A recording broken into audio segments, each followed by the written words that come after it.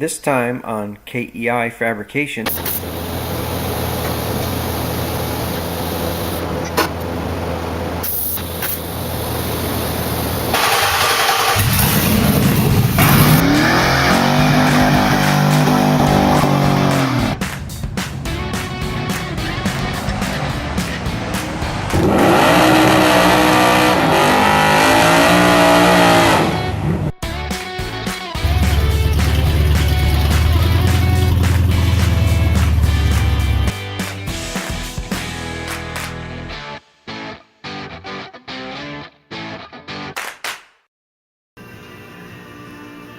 Hey folks, I just wanted to show you what I'm up to next. So the last thing to do before I weld the axle end onto the tube is I need to bevel the edge. So I'm using the same technique with the hose clamp to give me a nice line. So when I bevel this thing, if I've got a nice sharp scribed line here that's good visual, I can take my angle grinder and put like a 60-degree bevel on this, both this and the axle tube, and then when I butt them together I'll have a nice V groove to start my TIG weld to tack it in place. And as I mentioned before, I'll do a root pass and then do a final pass all the way around. So just want to show you that this technique can come in handy. I'll show you what the final bevel looks like in a minute. Okay folks, there's a couple things I wanted to show you here. One of the things I did before I cut the axle tube apart was I scribed a line using a piece of angle iron. So after the tube was cut, if I align these two lines up extremely carefully, then I know that this notch is going to be facing forward and the angle of the axle in relationship, if you remembered, I measured that it was 4.2 degrees in the downward direction. It's automatically going to be lined up, so I don't have to chase it around. I just made the C-clamp up. That's why you should buy every C-clamp you can find at a yard sale, because you never know how you need to modify and adapt the tools. So this holds, with the angle iron being on here, it holds this in a perfect position. The other thing I wanted to do is hopefully try and get a view of the grinding up to the line. So I've got a nice beveled edge. I still left a little bit of material for it to butt up against, and I know when I weld there's like a 1/16 of material left, and my TIG weld will fully penetrate that, so I'm not concerned about that at all. So got my alignment bar in. I didn't have time to machine up a adapter, so I 3D printed one today, and all I needed, this is plastic, but all I needed was enough to support the end of this axle tube, so I'm not chasing it around with the weight of the tube, trying to bend this down. So ready to weld. I got my TIG welder set up here, foot pedal, ground wire, and I'm going to tack it 120 degrees apart. And what that'll do is keep it from pulling around, and then I'll go another short region, a few angles around to tack it again. Then I can remove my clamp, and that'll leave this available to weld completely around. The nice thing about this rear end fixture, and my heat just kicked on, it's pretty cold up here right now, I can rotate this thing around and I don't have to weld standing on my head or upside down. So if you're going to build a couple of things for your shop, all this is a couple of 3-inch muffler clamps tack welded to some tubing. You can see I've got some adjustments for as wide or as narrow as I need it to be, these legs.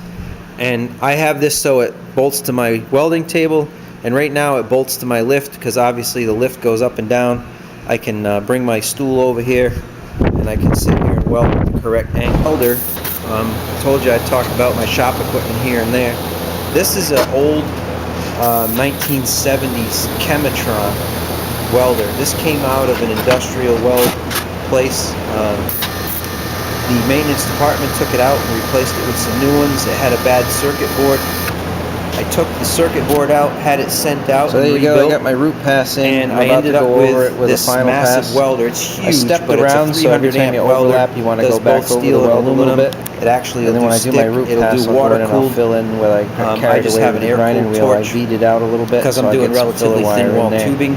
So pretty And soon for we'll have $169, I fully ended up with this welded, welder. This narrowed was housing. ready to be scrapped from the company Well, there that you had have it, it. So folks. again, It's fully as I welded said in my first video, a all the way lot of this around. equipment came my And way I just took in the that grinder exact and fashion. did that same And, technique, took the hard wheel, so put a little bit of money into it, and ground it's it down been a till great I was welder. For touching the two 25 tubes, years and then it's I been took in the my paddle shop, wheel, and it was an industrial the welder flapper disc, and smoothed for it out. at least So I 25 welded years up a couple before of that. those So diggers that from when I cut the brackets off, filled those in, rounded those off. It's actually ready for the spring perch. Well, we're up here at the junkyard getting my passenger side axle, and we are going to try and grab it out of that orange colored Ford Explorer today. We'll let you know how I make out. Hey folks, I wanted to be environmentally responsible, and I forgot to bring a drain pan, and it just so happens there was a refrigerator here, and I got a nice catch bin for the oil that's going to come out of the differential when I pull it out. So some good luck so far. I was able to get the tire off and the rotor. Sometimes if the emergency brake cable is rusted or it's been sitting a long time, you'll never get the rotor off. It came off without a hassle. I've got the thing jacked up. I've got scrounged some tires and rims up to block it up, and I'm going to go under and pull the diff cover off, undo the retaining pin for the spider gear cross shaft, and then we should have the axle. Alright folks, we have success. The axle is out. So those of you guys don't believe me that this is my shop truck, there's all the tools. There's the axle that I just grabbed out of that Explorer. Oh folks, there it is. I threw the center chuck back in, put the axles in with the C-clips because I wanted an accurate measurement. These are the rims that I want to run. So I threw them on there, and I got a measurement from inside the rim to inside the rim. And I had taken a measurement of my Mazda, and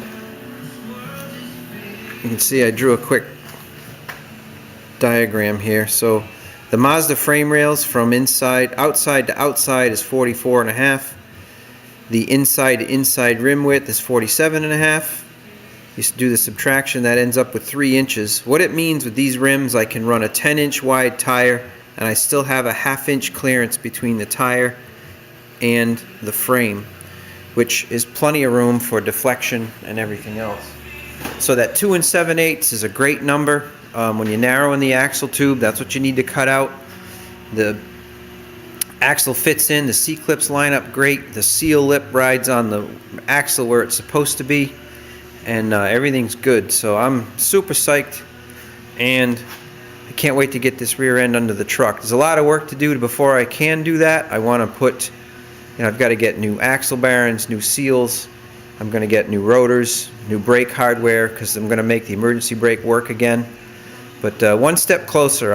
I feel like I'm over the hurdle here. The hard part was narrowing it up and getting it all welded back together, and it seems to be working fantastic. So I'm very, very excited, and I really am looking forward to getting this under there.